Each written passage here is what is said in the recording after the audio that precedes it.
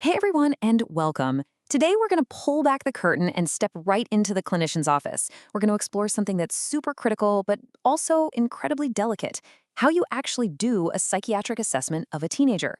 So let's get started. So let's meet our central figure for today, Tony.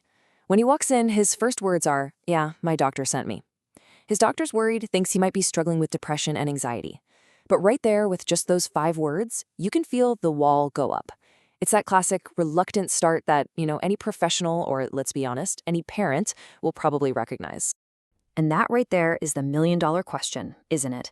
Our whole journey today is about following the person in that room, the practitioner, as they try to look behind that tough exterior to get at the real story that Tony isn't quite ready to tell, at least not yet. All right, so the scene is set. Tony is sitting there in what probably feels like the hot seat. His doctor has already flagged some symptoms of depression, but right from the get-go, getting him to open up is proving to be, well, a real challenge. So the practitioner starts with the basics, right? Asks about his mood, about feeling sad, about crying, but the answers are just short, dismissive. Things like, "I don't really know what you mean," or "not really," and "I don't really cry." You can feel the conversation just hitting a brick wall, and fast. Okay, and this is where we really need to hit the pause button and understand something absolutely crucial.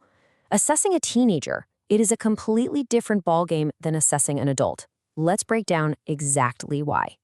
I mean, look at this. The differences are just so stark. With adults, consent is pretty straightforward. It comes directly from the patient.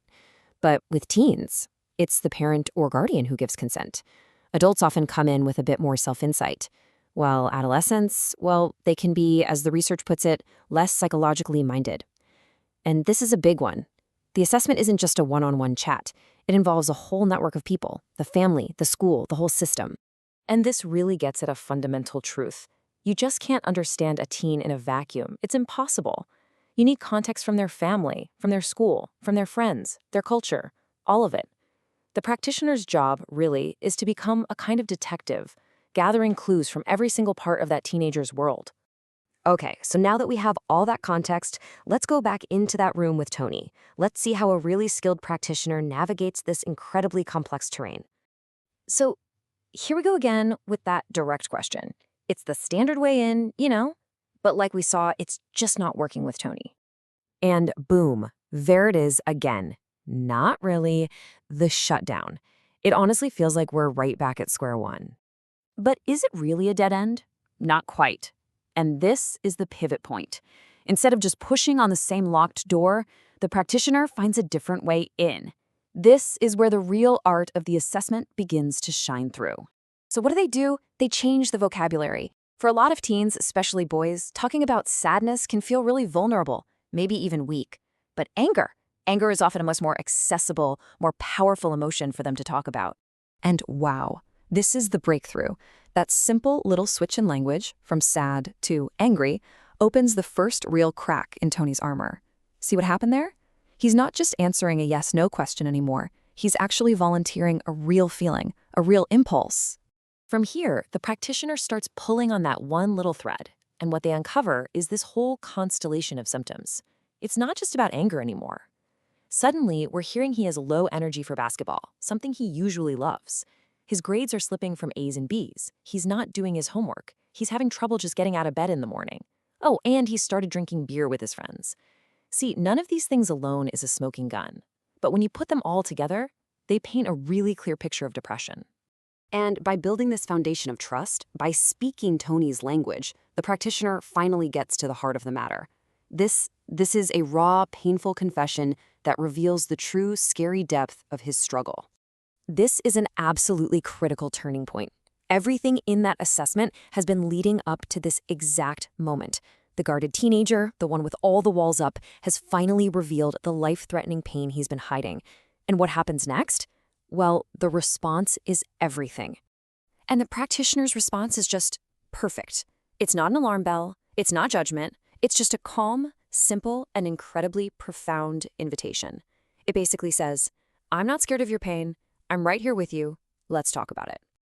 Okay, so now that Tony is finally opening up, the practitioner can bring in some other tools to get a more complete, a more objective view of what's really going on. So one of the key tools here are these things called symptom rating scales. You can think of these as a way to kind of quantify what a patient is feeling. It's not just I feel bad, it's how bad.